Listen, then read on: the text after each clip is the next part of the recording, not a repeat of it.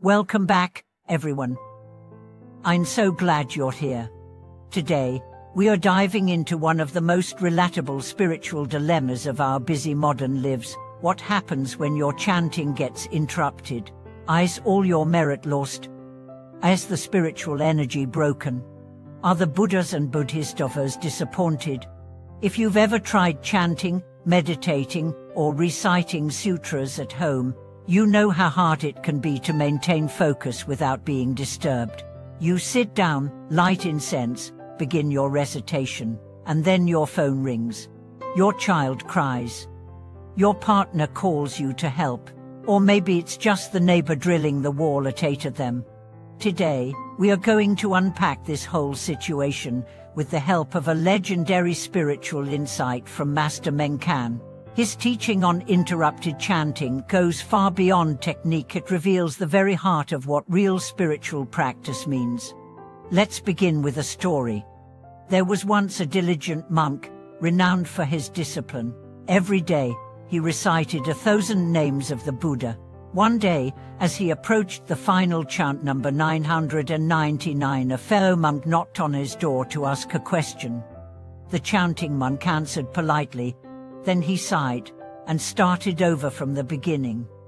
When his disciples asked him why, he said, "Because my mind wandered." The sequence broke. The unity was lost. That sounds strict, doesn't it? Some people even felt disheartened by that story. If even a small interruption ruins everything, then what's the point? But let's look deeper. This isn't about rules. It's not about punishment. It's about presence.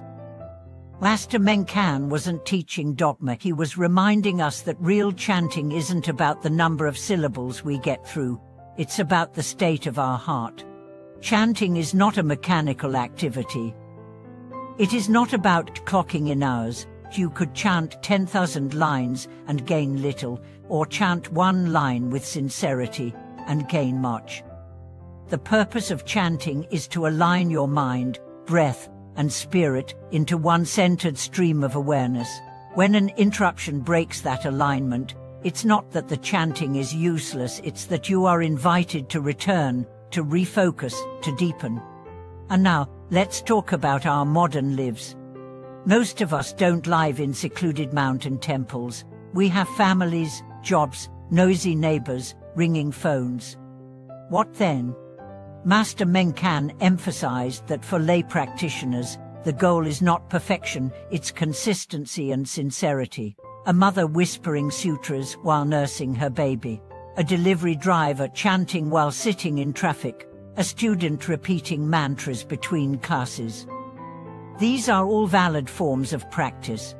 Let's imagine a working father, exhausted after a long day, sneaking 5 minutes to chant before dinner. Halfway through, his child runs in crying. He stops, comforts the child, returns to his caution. Do you think the Buddhas look down on him? No, they rejoice.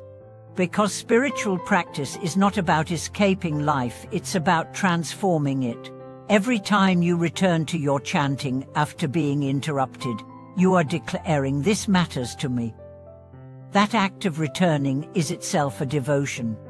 Now let me share another true story. There was a woman who worked 2 jobs. She wanted to chant the Great Compassion mantra daily, but life was chaotic.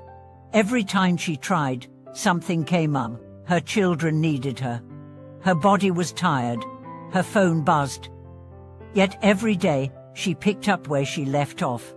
She once asked a teacher, "Should I restart every time I get interrupted?" The teacher smiled. "Only if you feel your mind wandered far, but even if it did every time you return, it counts."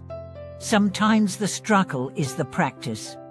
We often measure spiritual practice by uninterrupted time, but the truth is, it's better measured by how often we return to it, especially when it's difficult. Think of your chanting practice like a candle in the wind. Sometimes the flame flickers, sometimes it dims, but as long as you protect it, return to it, nurture it, it still gives light. Don't worry if the wind blows. Just relight it. And now, here's something practical. How do we deal with interruptions? One strategy is preparation.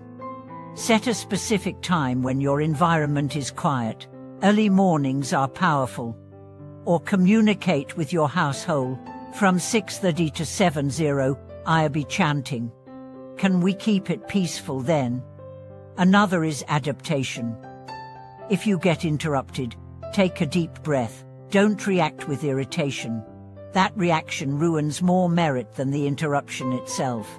Smile. Handle what needs to be handled, then return. Yet another method is integration.